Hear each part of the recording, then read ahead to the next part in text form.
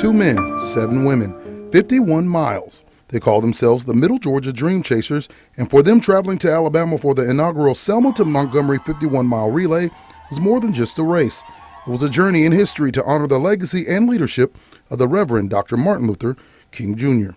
It brought tears to my eyes. He marched across that bridge from Selma to Montgomery, Alabama, so that we can be able to do things like this here.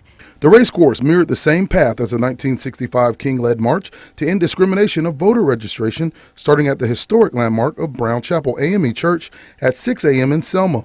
But instead of a grueling 5 days pace as their predecessors, this group took a little more than 9 hours on their trek to the Alabama state capitol, one step at a time. It was so humbling to know that here we are coming up to this courthouse or the state capitol where they made it 51 miles from Selma to get here to ensure that, you know, people had a right to vote and all the civil rights that they were marching for.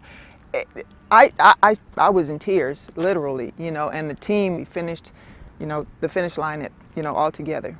In 1965, the march started off with 3,200 people and finished with 25,000 when reaching their destination in Montgomery. This race, although only featuring 35 teams with a little more than 300 runners and cyclists, say you can still feel the presence of those trailblazers guiding them along the way. And by me running in his footsteps, I felt like I was actually there during that particular time frame. And then me finishing that leg, I was like, gosh, I couldn't believe it. I was actually there on that street, on that legway of where he was actually marching with everyone else at that particular time frame. This team from Middle Georgia has collectively completed several races from 5Ks to ultra marathons, but they say this experience following a king was a royal memory they'll hold on to forever. I'm a 60s baby. I'm actually 51. I'll be 52 this year. So actually living and walking and just knowing what we was doing, that just made it just awesome. It was just an exhilarating experience, and we've been riding high ever since.